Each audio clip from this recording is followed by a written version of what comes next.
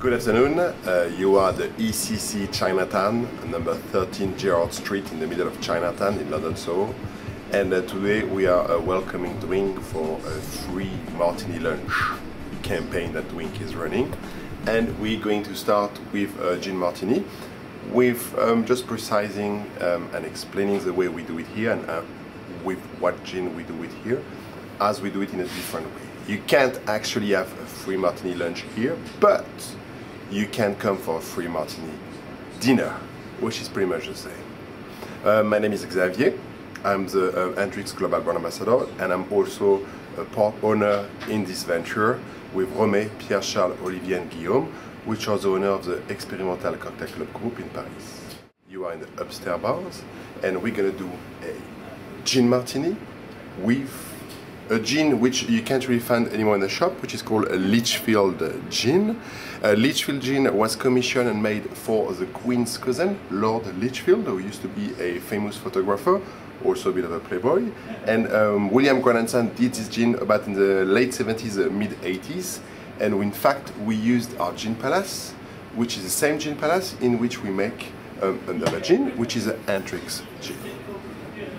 Today, we're going to first use our glassware, but to do so, the glassware was stored in the freezer. If you don't have, maybe if you don't have a freezer, put it in the fridge before your guests arrive. It's always a bit nice.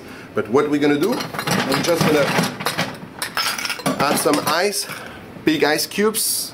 We're gonna add a little bit of water, and the objective would be to pre-chill the glass, to bring it to temperature. You know, the very important thing when you do a gin martini is the temperature. You need to have it at a very, very good temperature.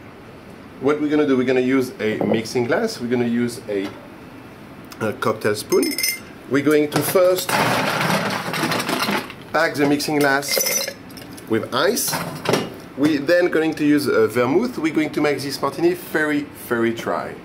So just a little bit of French dry vermouth. We're gonna stir nice. And then what we're going to actually do is we're going to lose the vermouth in order to make the martini very, very dry. So we lose the vermouth. Okay, so the gin we're going to use is a Lichfield gin. Again, you don't find that. You may find a bottle on eBay from time to time, probably about 30, 50 pounds. The idea of using gins you actually cannot buy anymore here is something we've developed at the ECC Chinatown. We want to give people an idea and an opportunity to taste gin or other spirits from the 50s, 60s and 70s, which it may not be easy to find. For example, we have here a Gordon's from the late 50s.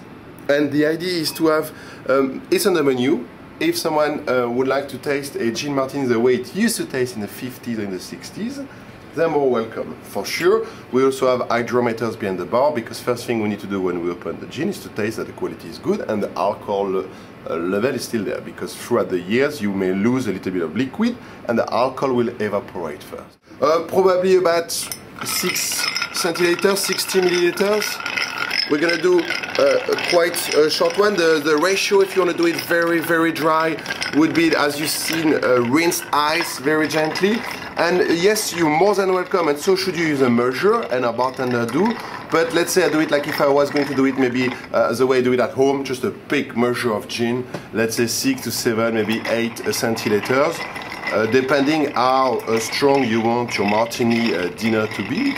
It's entirely up to you. So a little stir.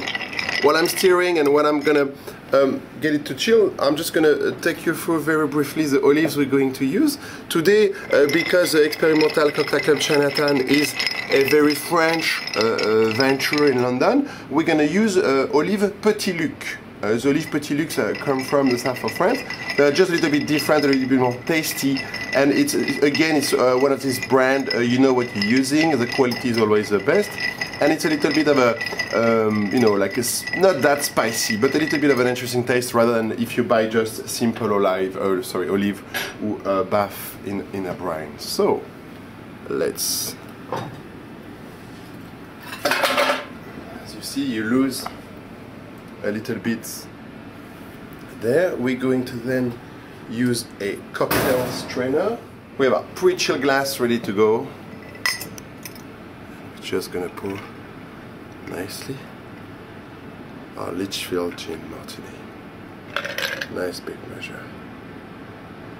We're gonna use our little Petit Luc olive. And we have a late 70s, mid 80s Litchfield Gin Martini for Dwink Martini Lunch campaign. Santé bonheur.